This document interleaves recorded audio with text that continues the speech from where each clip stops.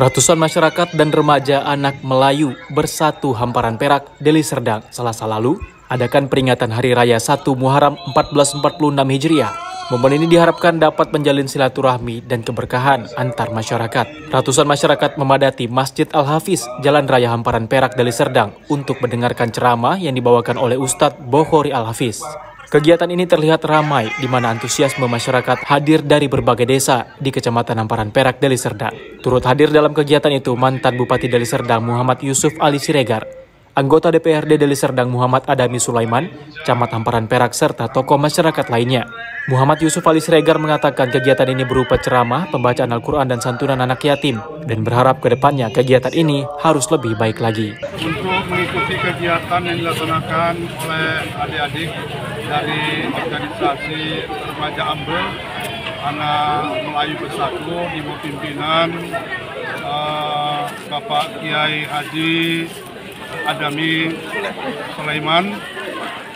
Dan hari ini kami melaksanakan satu kegiatan memberikan santunan kepada anak yatim dan sekaligus ceramah Om Bokhori Al-Hafiz, dan juga ada beberapa kegiatan dalam rangka Muharram yang setiap tahunnya dilaksanakan. Kami berharap kepada panitia agar supaya kegiatan ini setiap tahun dilakukan dan sekaligus adanya kegiatan-kegiatan yang lebih baik lagi ke depannya. Peringatan Hari Raya 1 Muharram 1446 Hijriah dilaksanakan dengan bertemakan Muharram Berkah Menyelamatkan Kampung dan Masa Depan Anak-anak, dengan berbagai acara, ceramah, pembacaan Al-Quran, zikir, dan santunan anak yatim. Acara berjalan dengan lancar dan damai, masyarakat pun menikmati bubur Asyura khas Melayu. Dari Medan, Sumatera Utara, Martinus Sitorus, TV One mengabarkan.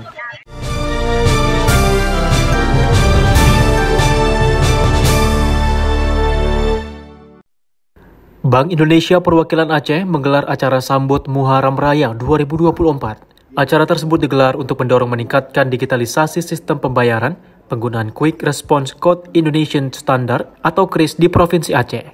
Kegiatan yang dikemas dengan berbagai serangkaian acara itu disambut meriah oleh masyarakat Aceh.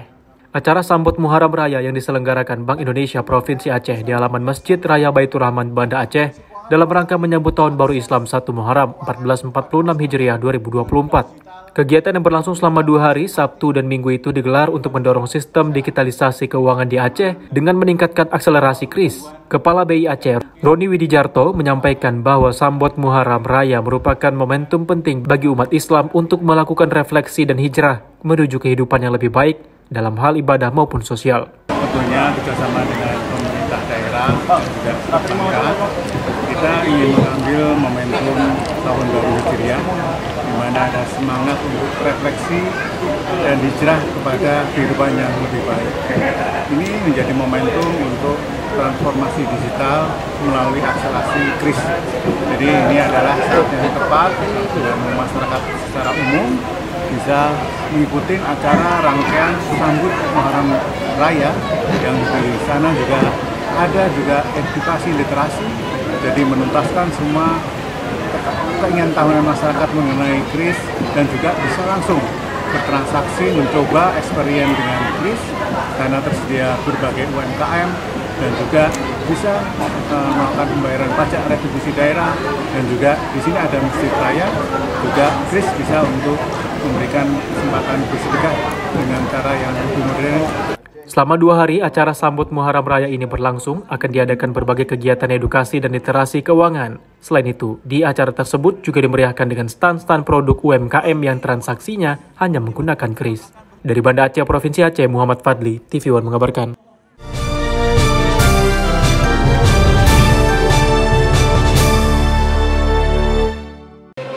Pemerintah Musi Banyuasin melalui Dinas Perdagangan dan Perindustrian menggelar bimbingan teknis juru sembelih halal atau Julaiha tahun 2024. Acara yang digelar di Hotel Randik yang dimulai dari tanggal 16 Juni hingga 18 Juni 2024 ini diikuti oleh 10 peserta yang berasal dari 5 kecamatan serta beberapa dinas instansi di wilayah Pemkab Musi Banyuasin. Acara bimbingan teknis juru sembelih halal ini juga dihadiri oleh Majelis Ulama Indonesia atau MUI Sumatera Selatan serta LPPOM wilayah Sumatera Selatan. Digelarnya program BIMTEK ini bertujuan agar masyarakat bisa menyembelih hewan berdasarkan syariah Islam. Kepala Dinas Perdagangan dan Perindustrian Musi Banyuasin, Haja Aziza, melalui Sekretaris Dinas mengatakan bahwa pelatihan ini dilaksanakan agar masyarakat mengerti tentang tata cara menyembelih hewan yang benar. Tujuannya kita lakukan pelatihan ini supaya para masyarakat yang ada di desa itu setiap pemotongan hewan itu berdasarkan syariat Islam. Bahwa kita tahu mungkin di desa-desa untuk memotong hewan ini banyak sekali masyarakat hanya sekedar potong hewan. Yang penting hewannya mati dan bisa dimanfaatkan. Nah, ini yang harus kita jaga, jangan sampai masyarakat yang ada di desa itu dalam mengkonsumsi daging tidak berdasarkan syariat Islam. Juleha ini juru sembelih halal ya. Latar belakang utama kenapa ini harus dilaksanakan karena terkait kondisi di lapangan menyambut wajib halal Oktober. Jadi seluruh produk pangan itu wajib memiliki sertifikat halal, terutama produk-produk yang berbasis penyembelihan, ya, baik produk olahan, restoran maupun catering. Nah, kendala di lapangan yang kami alami pada saat kita melakukan sertifikasi halal, terutama produk-produk olahan berbasis ayam dan daging, ini selalu terkendala. Rencananya Dinas Perdagangan dan Perindustrian Musi Banyuasin akan terus memberikan bimbingan teknis juru sembelih hewan secara halal di 15 kecamatan yang ada di wilayah Musi Banyuasin. Dari Musi Banyuasin, Sumatera Selatan, Pujo Kusuma, TV One mengabarkan.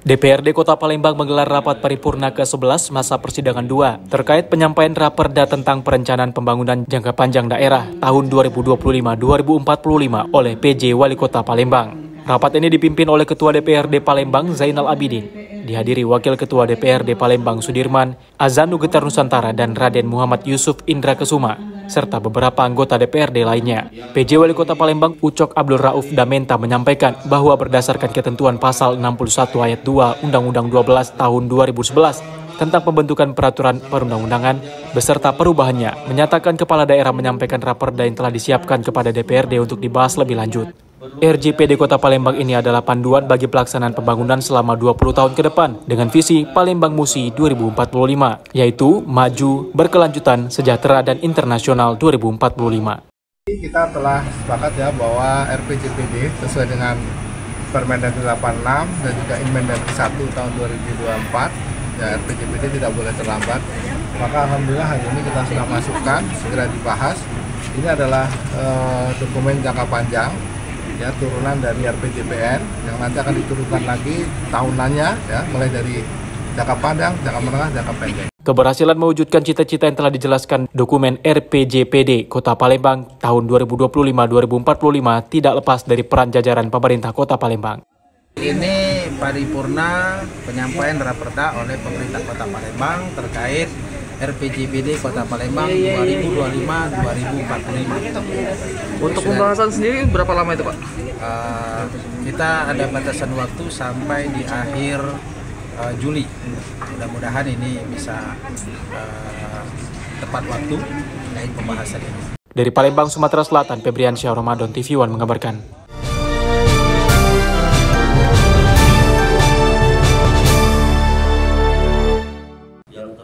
Kasus penyalahgunaan narkoba jenis sabu, ineks, dan ganja di Ogan Komering Ulu masih terbilang tinggi. Walau upaya pencegahan telah dilakukan, hal itu terbukti dari penanganan kasus dan pemusnahan barang bukti di Kejaksaan Negeri Oku. Kejaksaan Negeri Oku memusnahkan barang bukti yang sudah berkekuatan hukum tetap. Dari pemusnahan itu, kasus penyalahgunaan narkoba paling banyak dimusnahkan, seperti sabu, ineks, dan ganja. Barang haram itu diblender dan dibakar. Kepala Kejaksaan Oku, Hoirun Parapat menyebutkan proses pemusnahan barang bukti yang telah diputus Pengadilan Negeri Batu Raja dan mempunyai kekuatan hukum tetap dengan amar putusan dirampas untuk dimusnahkan yang berasal dari berbagai perkara tindak pidana umum. Tindak pidana narkotika dan zat adiktif yang dimusnahkan, sabu sebanyak 92.230 gram, pil ekstasi 71 gram, dan ganja seberat 374 gram. Data yang disampaikan oleh Pak Kasubebe berasal dari 51 perkara, di mana sabu seberat 92,231 gram, ekstasi seberat 71,886 gram, ganja seberat 374 gram, kemudian ada juga handphone dan barang lainnya yang kita musnahkan. Ada senjata api juga terus? Ada senjata api juga, ada pistol rakitan 1 unit, kemudian ada juga sajam, dan semuanya telah kita sama-sama saksikan, kita sudah musnahkan pada hari ini. Selain itu, barang bukti handphone sebanyak 34 unit, senjata api rakitan 1 pucuk, beserta amunisi 5 butir, senjata tajam 21 bilah, serta barang-barang lainnya. Kepala Kejaksaan Oku sendiri tidak menampik kasus perkara penyalahgunaan narkoba masih cukup tinggi dan menjadi bahaya di masyarakat, bahkan menyasar ibu rumah tangga. Dari Kabupaten Oku, Sumatera Selatan, Herman Sawiran, Bagus Miargo, dan Muhammad Taufik, TVON mengabarkan.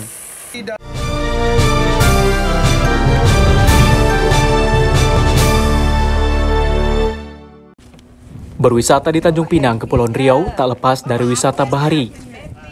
Salah satu wisata bahari yang baru serta menawarkan konsep wisata sekaligus edukasi dan sejarah adalah wisata Kelong Pancing Madu 3. Objek wisata yang baru beroperasi sekitar 7 bulan ini menawarkan berwisata sambil menyusuri Selat Riau yang zaman dahulu merupakan jalur pelayaran penting Kerajaan Melayu Riau Lingga. Objek wisata yang terletak di tengah laut di sisi Pulau Penyengat bekas pusat Kerajaan Melayu Riau Lingga ini tak hanya menawarkan wisata memancing, namun didukung fasilitas seperti angkutan kapal yang unik, penginapan dan villa, restoran, serta spot foto tentunya. Fasilitas lainnya yang tak kalah menarik adalah berbagai fasilitas permainan dan olahraga air seperti kano dan jet ski. Mengkombinasikan antara kelong wisata ini dengan masyarakat kelong wisata ini untuk mempelajari kehidupan masyarakat di masyarakat pesisir, dan juga kelong wisata ini memberikan suatu konsep untuk meningkatkan ekonomi masyarakat pesisir dengan mengkombinasikan antara kehidupan nelayan, aktivitas nelayan dengan kehidupan pariwisata. Madu 3 itu menjadi sebuah daya tarik baru untuk wisata kota Tanjung Pinang. Kolam pancing Madu 3 layak untuk dipasarkan baik untuk wisatawan domestik maupun wisatawan mancanegara. Apalagi posisinya berada di depan Pulau Penyengat. Jadi kalau diikat menjadi sebuah destinasi kota Tanjung Pinang itu semakin berdaya saing karena kehadiran Madu 3 ini. Dinas Pariwisata Kepri berharap dengan munculnya objek-objek wisata baru di Kepri dapat meningkatkan kunjungan wisatawan baik lokal maupun mancanegara. Dari Tanjung Pinang, Kepulauan Riau, Kurnia Saifullah Khairullah, TVON mengabarkan.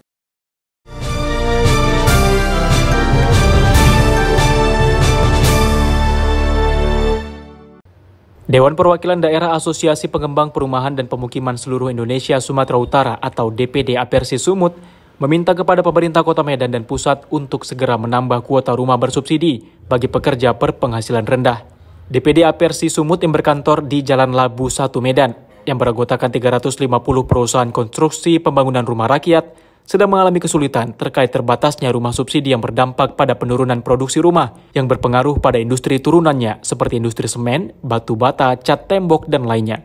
Dampak terburuk juga terlihat dari banyaknya pekerja buruh bangunan yang mencapai puluhan ribu yang nyaris kehilangan pekerjaan, yang berakhir menjadi pengangguran dan berujung pada tingginya angka kriminalitas. Bukan hanya buruh bangunan saja, kesulitan juga dialami Julius, Ketua Apersi Sumut yang didampingi sekretaris dan bendahara, yang mengaku kesulitan membayar bunga di bank dan nyaris gulung tikar jika tidak segera ditopang oleh bank-bank berplat merah milik pemerintah Indonesia.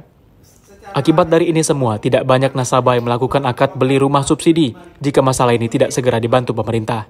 DPD Apersi Sumatera Utara beranggotakan 350 perusahaan yang saat ini konsentrasi membangun rumah rakyat. Saat ini sedang merasa kesulitan terkait dengan terbatasnya kuota rumah subsidi, di mana dampaknya akan memberikan penurunan terhadap produksi bangun rumah, secara otomatis juga berpengaruh kepada industri turunannya.